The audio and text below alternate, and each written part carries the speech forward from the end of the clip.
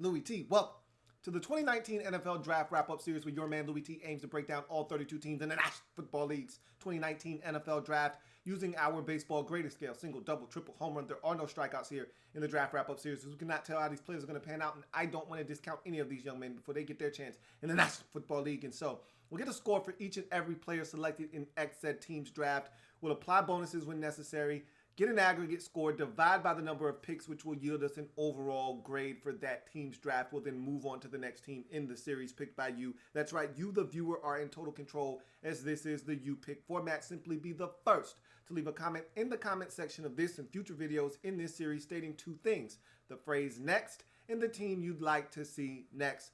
Some examples would be Bills next, Buffalo next, Bills. You get where I'm going with this. The next team up in the series is the Buffalo Bills, and nobody, and I mean nobody, circles the wagons like the Buffalo Bills, as my man Chris Berman used to often say. Now, this is one of the best drafts in the 2019 NFL Draft Wrap-Up Series. Brandon Beane is quickly becoming one of my favorite GMs around the league. If you haven't had a chance to watch the inside look at the Bills' war room during the 2019 NFL Draft, first of all, what are you doing? Secondly, treat yourself to some great inside information and really just entertaining stuff as to how the war rooms around the league kind of go. And when you're talking about making trades, moving up, trying to get your guy, it was great theater. And like I said, Brandon Beane, not only is he a very personable guy and someone that you can really root for when you watch that series, and even with the other things we've seen with the Bills, they do a really good job of giving you an inside look at what goes on inside of that building. But even more so what he's done this offseason. If you ask me the team that has improved their roster the most since the end of last season to now, and again, we haven't played any games. We don't know what the final product will be for the Buffalo Bills in 2019. But if you look at the 2017 season and them making the postseason for the first time in over a decade, and then or hell, almost 2 decades, and then you fast forward to the 2018 offseason and what transpired, and they looked like a team that was kind of going in the wrong direction, moving on from Tyrod Taylor, and the roster didn't look all that great. They were really bad at receiver, and all the skill positions for the most part, with the exception of running back, were pretty destitute on the offensive side of the football, and that put a lot of the onus on the rookie quarterback Josh Allen to make plays with his legs more so than his arms or his arm. And the defense kind of regressed. I thought took a step in the wrong direction. They weren't terrible, but they weren't the dominant unit that they were the year before, creating all the turnovers that they did that helped them make it to the postseason. And so they had a lot of work to do going into the 2019 offseason, I should say.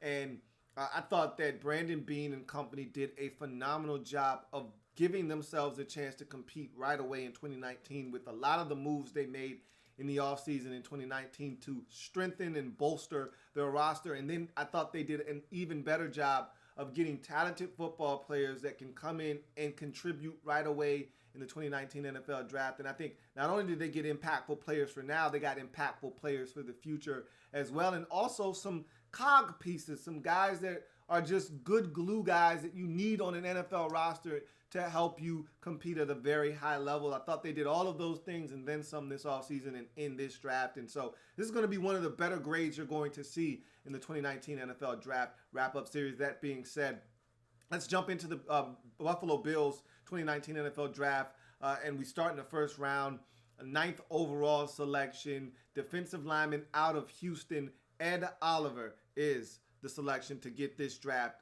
underway.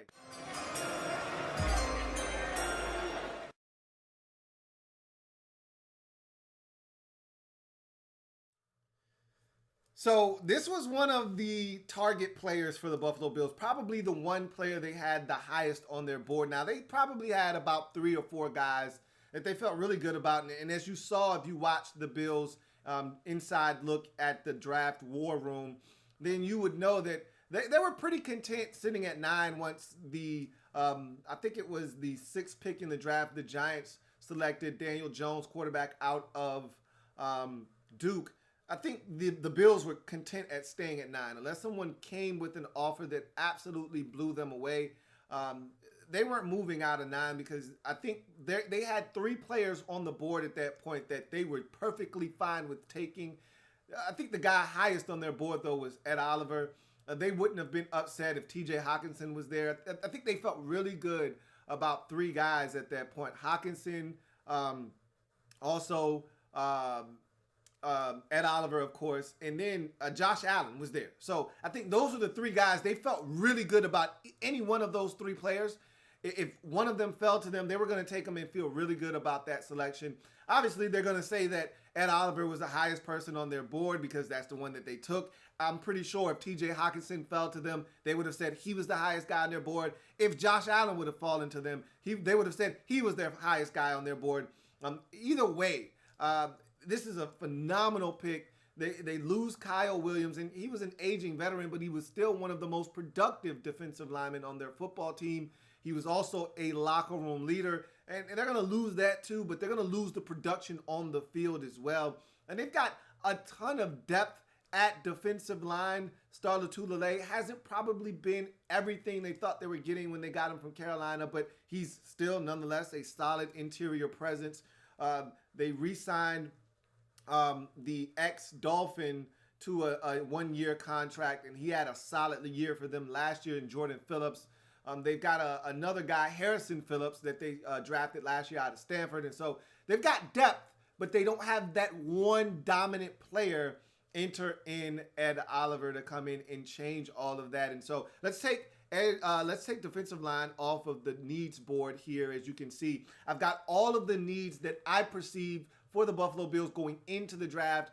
Tight end, a huge need for them. They struggle at the tight end position. Charles Clay moved on. He was the best that they had, and that's not saying much, especially with the lack of production that he provided for them last year, and he couldn't stay healthy in Buffalo anyway. And so they needed to do something there. They did go out and get Tyler Kroft in the offseason. He's already broken his foot, and so he's going to miss probably the first month, maybe 2 of the season with this injury. And so tight end became even more apparent. And that they didn't even know that going into the draft. That just happened in one of these OTAs. So going into the draft, even with Tyler Kroft, you still felt like they didn't have a true number 1 option potentially at tight end. And so they needed to address that. They did in this draft twice. And so we'll talk about that when we get there. Offensive line. Josh Allen was running for his life at times last season. There was a lot of different revolving doors around that offensive line. You had a mass exodus on the offensive line last season with about 3 or 4 starters exiting stage left, one being traded in Cordy Glenn to Cincinnati, and a host of other guys moving on. Eric Wood retiring, Richie Incognito no longer there. It was just a lot of turnover on the offensive line.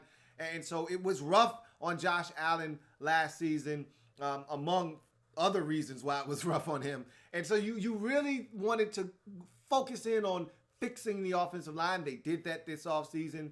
They went out, they spent some money on a couple of guards. They also brought in a tackle as well from the Washington Redskins, in Ty Nsekhe. And so you look at what they've done. They've reshaped and reformed this offensive line, but they still have some holes, one being the tackle position. I don't know how they feel about Deion Dawkins at left tackle. Maybe you kick him over to right tackle. Maybe you leave him at left tackle and you draft Cody Ford, which you did in this draft, and we'll talk about that a little bit later on. But maybe you draft a tackle and play him at right tackle, and Deion Dawkins is fine at left tackle, and you're good and you're set. Either way, they needed to address tackle. I think they feel good about the moves they've made. And even if you didn't get a tackle early in this draft, maybe you feel good about Ty Nsekhe. As I've mentioned before, Ty Nsekhe is a left tackle and a left tackle only. You play him at right tackle, he's going to struggle. He's not comfortable on that side of the offensive line. So there was a need at tackle. You look at the defensive line. I've already talked about that with this pick with Ed Oliver here. Edge rusher. I just think you need to do more at edge rusher. You've got Jerry Hughes. You've got Lorenzo Alexander. I'd like to see Tremaine Edmonds rush more. That was part of the allure of drafting him as high as you did. I don't think he rushed enough last year. I think you need to give him more opportunities to get after the quarterback. That being said, I don't think you have enough off the edge for this football team. Shaq Lawson never panned out for you as the edge rusher. You thought he was going to be coming out of Clemson. You did not pick up his fifth-year option. I think there needs to be more edge rush presence on this football team. Linebacker, just thought you needed more depth at that position. And running back, you got two guys that I looked at and said, hey, you got Shady McCoy, who I just don't know how much more he has left to give at an elite level. I think he's still got good football left in him, but at an elite level, I just don't know how much more of that you are going to get out of him. Frank Gore, forever Frank, can't be here any longer than 1 year. And you did sign TJ Yeldon, which made me think that running back may not be high on your list of priorities, but it's TJ Yeldon. It's not a difference-making back. He's just another back. So I thought running back was one position that you could look to. If you're going to help Josh Allen out, what better way to help him than to get him a running back in there that can really grow with him and really be another big piece along that offense for the future. So I struggled with cornerback as well. You've got a couple of corners on a one-year deal. You got Johnson from Houston that was a former first-round pick that hasn't been able to stay healthy throughout his career. And E.J. Gaines, both on one-year deals. If they work out, those could be guys that could be here long-term potentially. But if they don't work out, you need some more help at the cornerback position. So that was something that I struggled with as well. Wide receiver, you did a great job of getting guys in here in free agency. John Brown among them. Obviously, Cole Beasley was one of my favorite pickups this offseason. I think he's going to do wonders for your offense. But the guy that you didn't draft, I think, is going to make your football team. I talked about this on the Louie Tee Network podcast. If you haven't already checked it out, what are you doing? Check out the Louie Tee Network podcast, available on all of the streaming and podcast platforms that you can think of. It's available on Stitcher, Google Music Play, Apple Podcasts, Spotify, TuneIn, of course, the website, LouieTeeNetwork.net, and a host of other places. So check out the Louie Tee Network podcast. Make sure you rate and review the podcast and help the movement there. But I talked about a guy in David Sills, who the Bills got as an undrafted rookie out of West Virginia. That's not only going to make their football team, I think he's going to stand out and be one of their better wide receivers moving forward.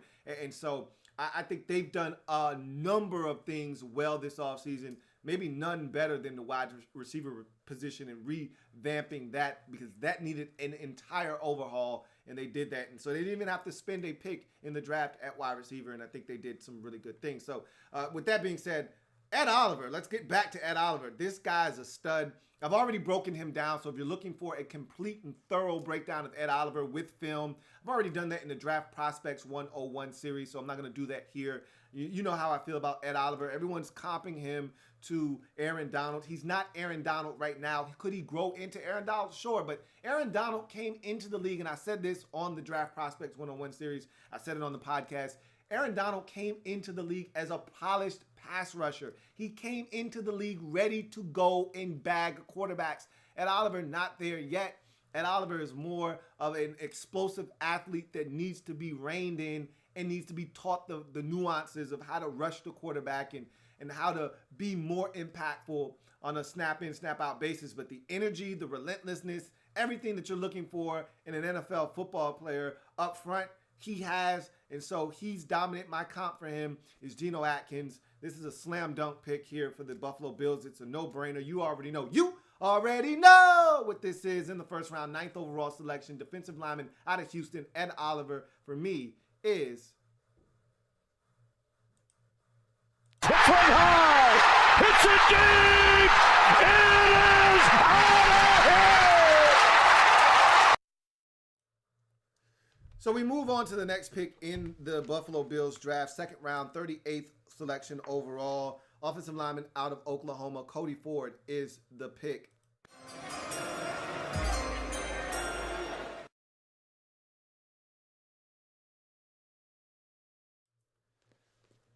So this is where things got really interesting for the Buffalo Bills. If you watch the in-depth look at the war room and the Bills draft, you saw the drama and the intrigue surrounding this pick here. The Bills were so desperate to get their hands on Cody Ford. They wanted him in the worst way, and they tried their hardest to trade up for him earlier in the draft, and they couldn't find a trade partner. And then as they were working the phones trying to get up to the 49ers pick, the Panthers were able to swoop in and snatch that pick away. And they were just assured and they were certain that Carolina, who needed a tackle, they were going to go up to get Cody Ford. And you could see they were really disappointed. And when they found out that Carolina was instead going to spend their pick that they had traded up for on Greg Little and not Cody Ford, they're like, we have to move now. They traded up with Oakland. They surrendered a 5th-round pick to move up 2 spots from 40 to 38 to select the guy that they wanted all along in Cody Ford. And I think this is tremendous value here. 6'4", 329 pounds, 34-inch arm stands Cody Ford out of Oklahoma. One of the more inexperienced offensive linemen on what was a dominant veteran offensive line at Oklahoma. A broken leg in 16 caused him to miss all but 3 games. Finally healthy in 2017, he got some work at guard. But it wasn't until 2018 when he moved to right tackle that he garnered the attention that his play deserved. Big and powerful, Ford has the body of an offensive guard, but his 14 starts at tackle suggest that his functional athleticism, good arm length, and powerful frame could produce tremendous upside at tackle. Still adjusting to getting into better shape, he lost 15 pounds to play tackle and be able to be a better mover at the position in 2018. And having a new position in general, moving from guard to tackle, Ford lacks the polish of a seasoned tackle at this point coming into the league. But because of his ability to potentially kick inside the guard and still have the ability to play out wide at tackle, if you feel comfortable putting him there and he continues to grow and mature at the tackle position, I think he's one of the safest picks in this draft along the offensive line. You couple him with Jonah Williams, I think there's a really low bust factor with him and Jonah Williams, because even if those two don't work at tackle, then they both probably want to play tackle. Even if it doesn't work at tackle, I think you could kick both of those guys inside the guard and you won't miss a beat with either one of them. And when you get guys like that, you feel really good about the selection, because even if it, just like Brandon Sheriff for the Washington Redskins, it didn't work at tackle. They realized it early. They kicked him inside the guard. He's an all-pro guard. That's the kind of player you're getting here in Cody Ford. If it doesn't work at tackle, you kick him inside the guard and you feel just as good about him at guard as you do at tackle. And so with that being said, I think they've got themselves a steal here, because I had a 1st-round grade on Cody Ford. I thought he was going to go no worse than 18 to Minnesota in this draft, and somehow he lasts all the way to the 38th pick. And maybe he didn't fit the scheme in Minnesota, but they like their tackles to be, and offensive linemen in general, to be a lot more athletic. So maybe I overthought that situation and or maybe I didn't put enough thought into it. But I just thought he was going to come off the board in the 1st round. And when you saw some of the guys like Houston go for an athletic tackle and Tyus Howard, but pass over a guy like Cody Ford, pass over a guy like Dalton Reisner, I was shocked to see some of the guys fall like a Reisner, like a Ford in this draft. But there's definitely talent here, and the Bills got themselves a really good football player. And again, if it doesn't work at tackle, let's say that he doesn't perform up to their standards early on, and maybe they want to continue to develop him at tackle, but they want to play him early at guard. That's exactly what they're going to be able to do, and they could go with Ty and Secchi at tackle and kick this guy inside. And really what you're trying to do is just put your best 5 on the field. And if Cody Ford at guard gives you your best 5 and him not at tackle, maybe that's where you go. If you just like, look, man, we'll figure it out at guard, but we want this guy at tackle, and we're going to continue to develop him at tackle, then you just put him at tackle and you let him go. And so either way, I feel like you got yourself a steal here in the 2nd round. You got a 1st-round talent in the 2nd round, and one of the safer picks in this draft to me. 2nd round, 38th overall selection. Offensive lineman out of Oklahoma. Let's take offensive line off the needs board for you as you knock that out in the 2nd round. Cody Ford for me is... Hit from high! It's a deep! It is out of here! My comp for Cody Ford is Donald Penn. the ex-Tampa Bay Buck, or current Oakland Raider offensive lineman. I just see a lot of those same qualities, same kind of body type, same kind of length.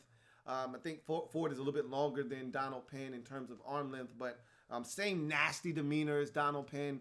I just see a lot of those same qualities in those two players. And so I think there's a really big upside here with Cody Ford. You go to the third round, and the hits just keep coming for this Bills draft. 74th overall pick, running back out of Florida Atlantic, Devin Singletary is the selection.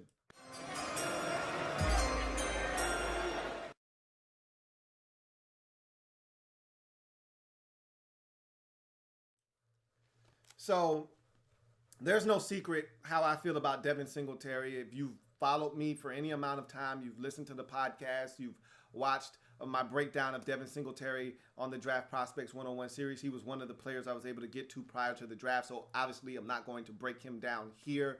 But if you've watched any of that, you've listened to me talk prior to the draft, then you already know. You already know how I feel about Devin Singletary. He was one of my favorite, not just favorite backs in this draft, one of my favorite players in this entire draft class. I know a lot of people were turned off by his size and the amount of workload that he had at Florida Atlantic. The guy was a workhorse, but what he has, you cannot teach. And so I had two backs that were among my favorite players in this entire draft class. David Montgomery, who was selected by the Chicago Bears in the third round. As a matter of fact, these two players went on back-to-back picks. And the only thing that they were lacking, in Singletary being the other, was top-end speed. And so that's why those guys were sitting here in the third round. Singletary is a little bit more diminutive at 5'9", right around 205, 5'9", somewhere in that neighborhood, 200 pounds. And so a lot of people were turned off by his size. That doesn't faze me with this guy. He's such a football player. He's such an athlete. He's so gifted. I think the world of him. I know a lot of people keep comping him to Frank Gore. I don't see Frank Gore. Only thing that they have in common is size. But when you're talking about running stuff, Frank Gore wasn't making people miss like this at any point of his career. Frank had great movement, but not like this.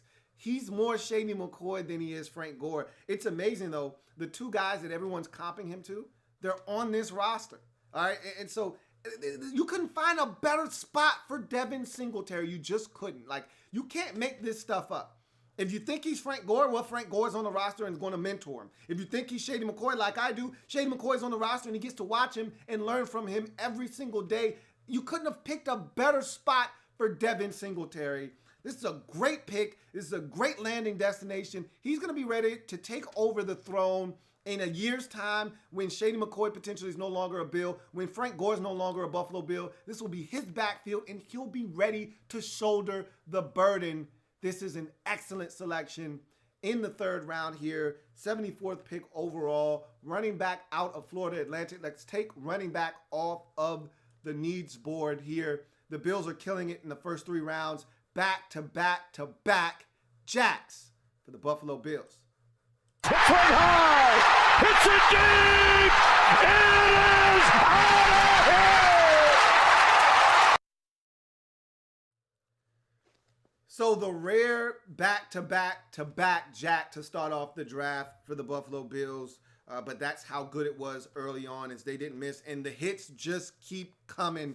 Another guy that I absolutely love through this process that I thought was very slept on. Third round, 96th overall selection, tight end out of Mississippi, Dawson Knox is the pick for the Buffalo Bills.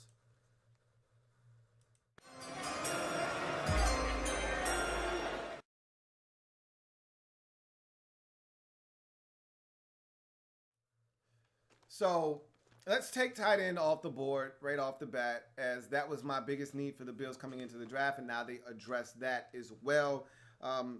This pick here, the Bills saw the value in Dawson Knox and didn't have another third-round pick, as they had just spent the pick on Devin Singletary. And so they saw the run on linebackers. They took Devin Singletary. They saw the run on tight ends coming, and they know they needed to get a tight end, and they needed to act fast. And Dawson Knox was the guy that they circled as a guy that they really wanted to get their hands on. So what did they do? They pick up the phone. They call the Redskins. They give up their two fourth-round picks in exchange for the Redskins' compensatory 96th overall selection in the third round.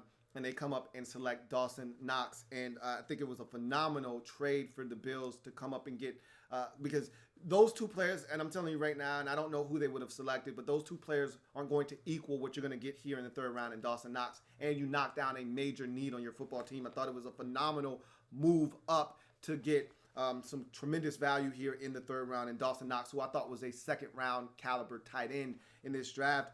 6'4", 254 pounds. And I know when, look, this should apply to every player that's selected in the NFL draft. So me saying this probably shouldn't mean a lot. But this guy's best football is ahead of him. And you should think that that's the case for every player, but it's not.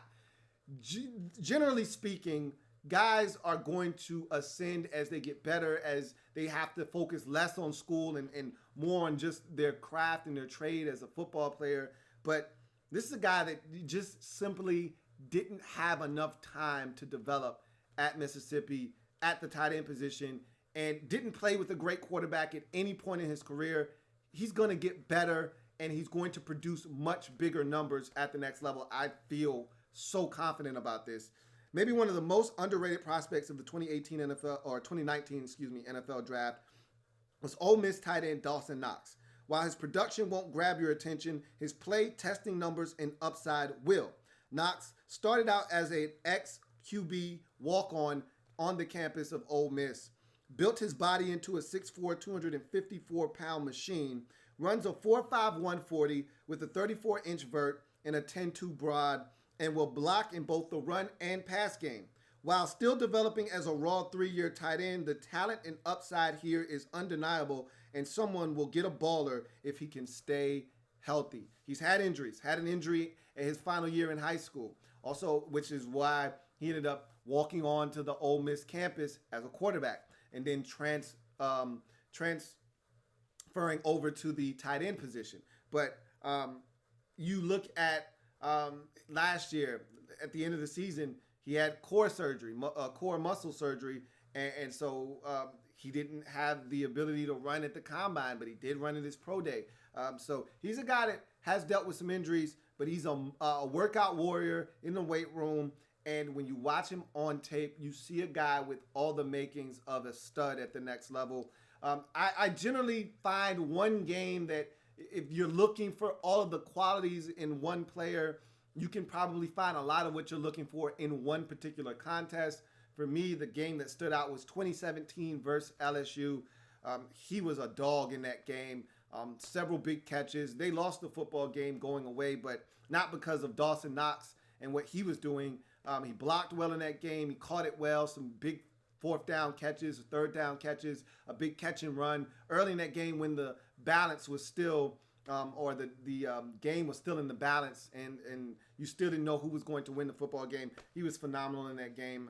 I love this guy. I love what he brings to the table. I think this is a steal here in the third round, to be honest with you. And I think his upside is enormous, and you should feel like you got a steal here in the third round. 96th overall selection, tight end out of Mississippi. Dawson Knox, for me, is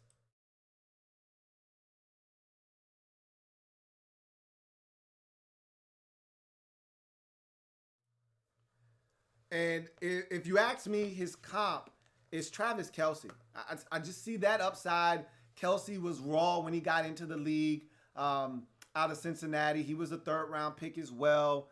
And we see what he's transformed himself into. Kelce either was a second or a third-round pick. I believe he was a third-round pick. He might have been a second-round pick for the Chiefs. But he was raw. He developed into the tight end that we see today. He didn't come into the league as that guy.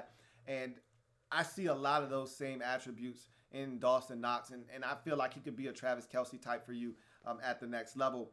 As we move on to the fifth round, 147th pick overall, linebacker out of Florida, Vashawn Joseph is the pick. Never, ever trust a man with two first names.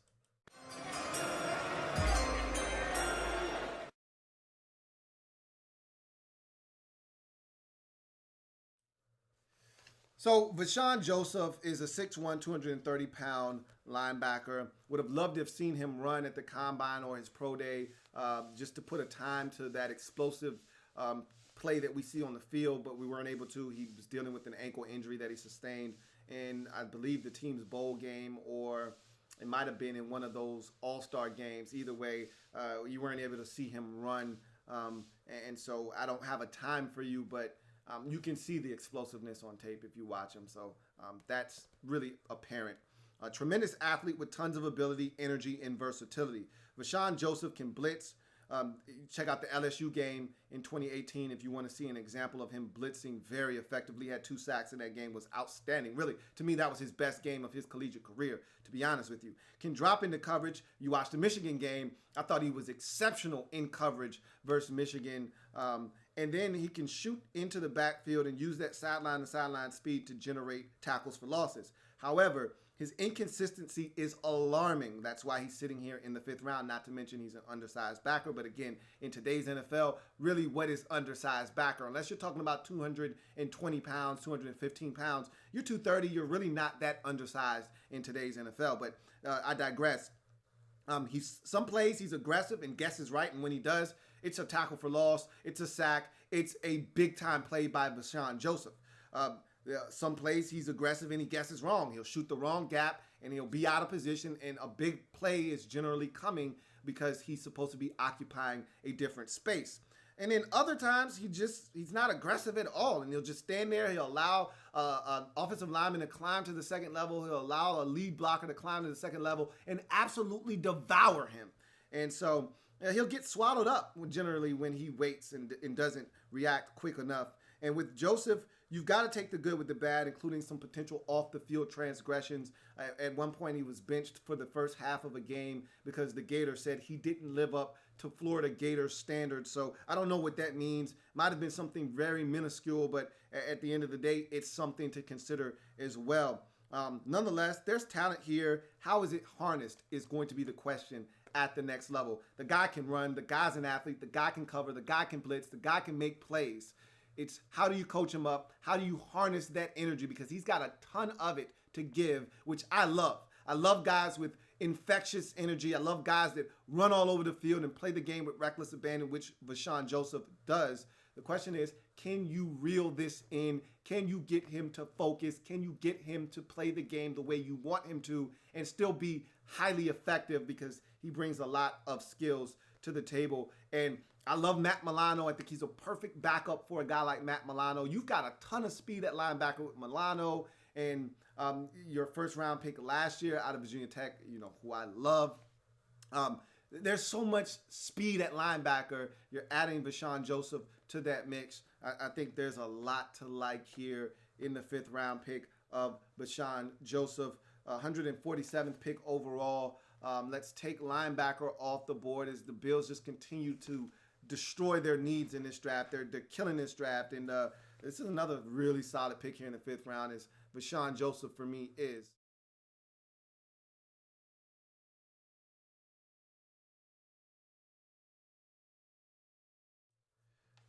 And my comp for Vashawn Joseph is Darryl Washington. I don't know if you remember Darryl Washington when he first came into the league out of TCU, drafted by the Arizona Cardinals. The dude was a stud. And if not for the off-the-field issues that he continuously had, I really think Darryl Washington was going to be a all-pro linebacker in this league. He was so athletically gifted. He was so good in coverage. He could blitz. There wasn't one thing that Darryl Washington couldn't do. And that's the same way I feel about Vashawn Joseph. It's just a matter of getting this guy to be more consistent. That's his deal. Darryl Washington was a lot longer in terms of wingspan than that of Vashawn Joseph, but similar size, similar athleticism. I really think Vashawn Joseph has a shot to really be an impactful linebacker in this league, and we'll see what happens moving forward.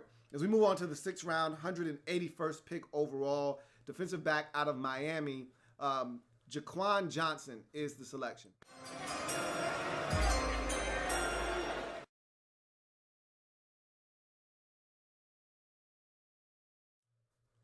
So you look at Jaquan Johnson, 5'10", 191-pound safety out of Miami.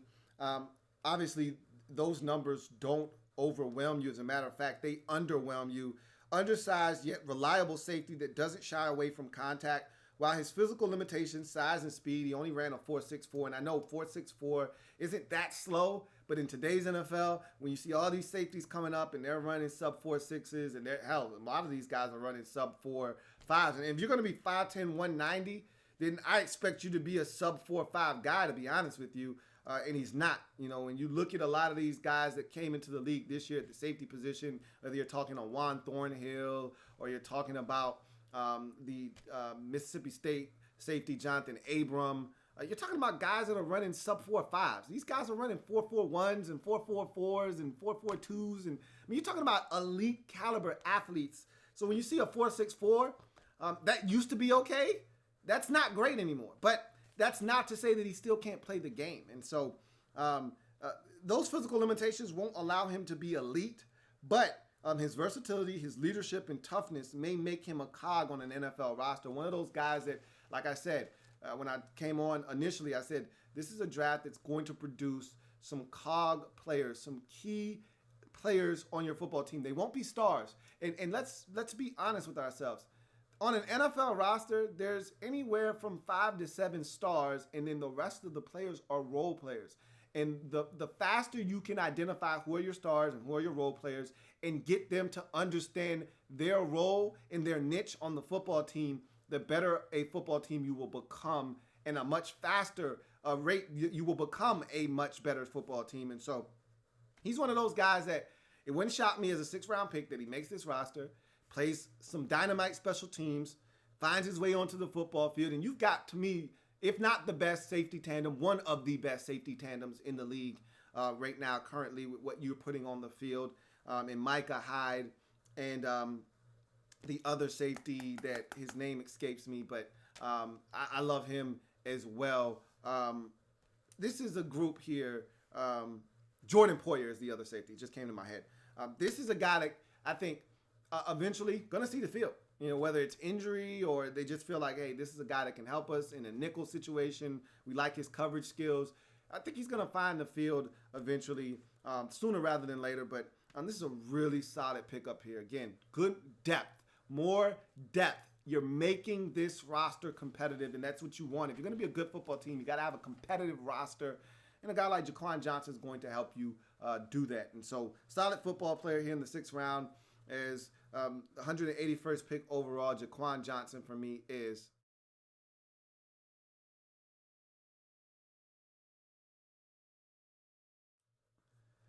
And for me, the comp for Jaquan Johnson is Kyshawn Jarrett. I don't know if you remember Kyshawn Jarrett out of Virginia Tech. Redskins took a 6th-round flyer on him in the 2015 NFL draft, and he came in like gangbusters for the Redskins, was so versatile, could play safety, could come down in the box and be the 8th defender, but also had a great ability to drop over the slot and drop into coverage and play man-to-man. And he was such a smart football player, similar to Jaquan Johnson.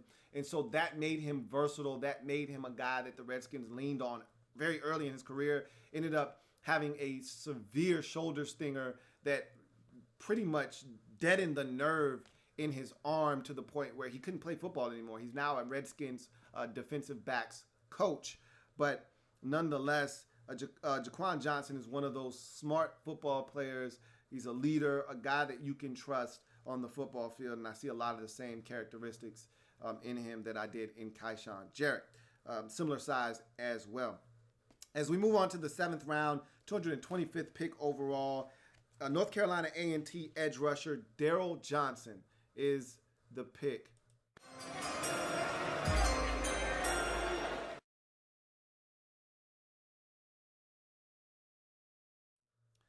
All right, so Daryl Johnson is 6'6", 253 pounds out of the MEAC conference, 34-inch arms, and he looks the part of an NFL caliber edge rusher, but man, does he have a lot of work to do. And you know what?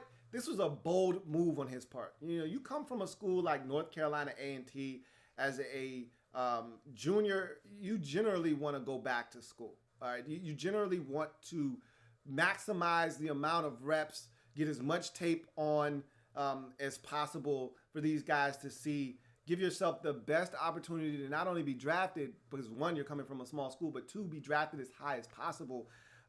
He probably would have been better served going back to school. But at this point, in his mind, I could go back to school, not make any money. And again, I never know these guys' situations, so I don't like to speak on that. But you could either go back to school and try to, sharpen your skills, become a better pass rusher, maybe diversify your rush game, or you can come out early and try to do that stuff in the league and get paid while doing so. Now, you're no guarantee, you're no lock to make the roster, and you could be out of football in just years' time, and it could backfire, but that's the roll of the dice he took as a redshirt junior. He had a year of eligibility left. He could have went back to school. He didn't. He got drafted. So there's that. We'll see if he's able to parlay this into anything or not. I can't see this guy making your roster in year one. Not to say that he won't make it down the road and won't be a practice squad candidate and develop and over time see the football field, but I just can't see him making the team in year one. But that being said, extremely raw, long, and athletic NFL body. Doesn't have any moves other than speed up the field with a rip, and there's a lot of work to be done, but he's a potential moldable project. So, look, this is one of those 7th round flyers you take on a height, weight, speed specimen. You look at this guy, you look at his body type, and you look at his frame, and you look at the athleticism, and you see a guy that has the potential to morph into a big-time NFL pass rusher. The thing is, can you teach him how to be that?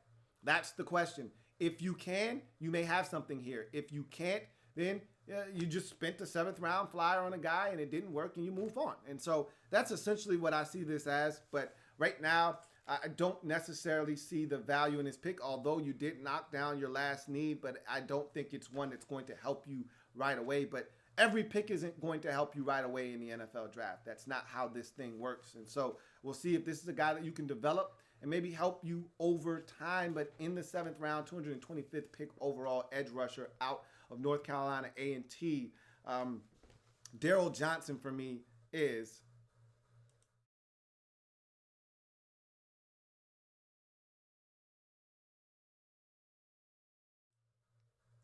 we finish up this Bills draft in the 7th round, 228th pick overall.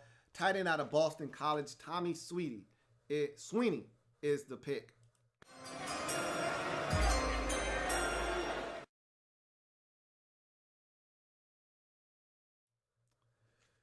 Well, this pick just got really interesting. With the injury to Tyler Kroft, there may be a roster spot and a roster opening at the tight end position for a guy like Tommy Sweeney, who probably wasn't going to make the roster, especially after you signed Lee Smith as a free agent back to Buffalo. And we know what Lee Smith is known to do in this league, block. And so if you're going to keep Lee Smith, I think the plan going in was we're going to keep 3 tight ends, and we're going to have a blocking tight end at the back end of the roster and Lee Smith.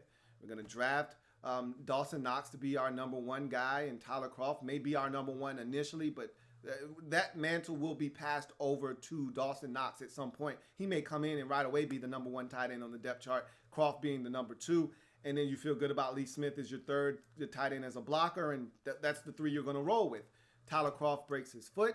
Now all of a sudden, there's a huge opening at tight end, and that opening may be filled by Tommy Sweeney. And again, they did not know that when they drafted Tommy Sweeney out of Boston College that there was going to be an opening at the tight end position. But man, this pick might have been foreshadowing the future for them. And again, this was an excellent pick, but they didn't know at the time that it was going to be such a valuable one here in the 7th round. So all of a sudden now, a guy that may not have made the roster initially may have a real shot at making this roster here in the 7th round. 6'4", 251 pounds stands Tommy Sweeney, 4'8", 40 guy.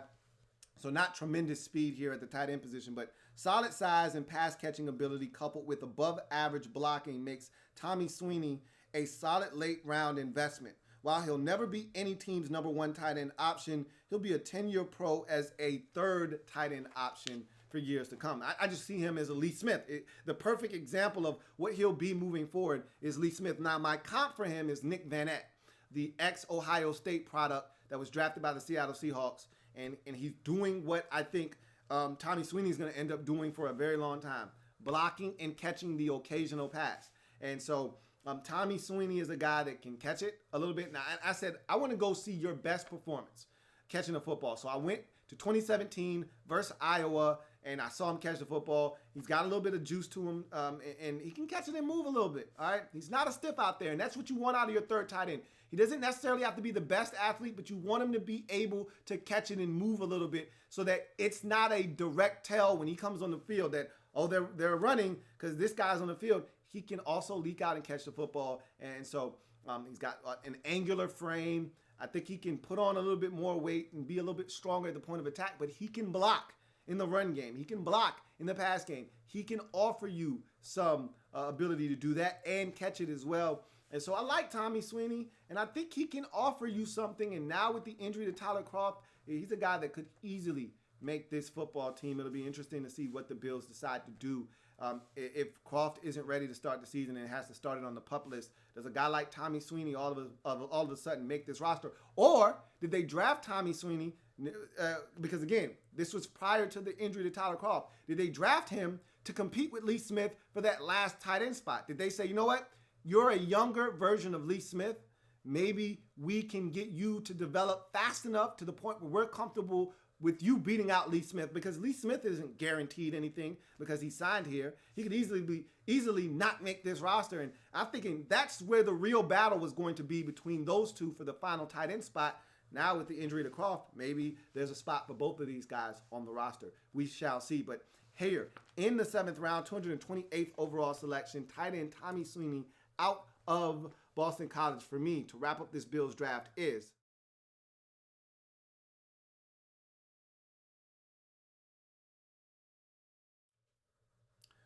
So this was a phenomenal haul by the Buffalo Bills. I mean, this is one of my favorite drafts in all of the 2019 NFL draft wrap-up series. And again, you're not going to find a much higher score than this. I don't think anybody's going to touch the Broncos, as I mentioned before. But this Bills draft, they're going to be another gold standard for 2019. And I think when we look back on this draft class and we look back at all of the teams that fared well, I think the Bills will be one of those teams that may be atop that list. Arizona had a strong draft. Buffalo had a strong draft. Denver had a strong draft. And the numbers will bear that out here. Is I thought they killed it early and they killed it often in this draft. Even to the last pick of the draft, Tommy Sweeney, who could easily make their football team, especially now with an injury. I don't think one team has gotten exponentially better this offseason, more so than the Buffalo Bills. From the end of 2018 into free agency, into the draft, I don't think one team has dramatically changed the face of their roster the way that the Bills have. I'm excited about Bills football this year, and I can't wait to see what it looks like. Bart Scott, can't wait. You see, they knocked down every single need that I had for them going into the draft. And so let's take a look at what the end result is for the Bills in their 2019 draft wrap-up.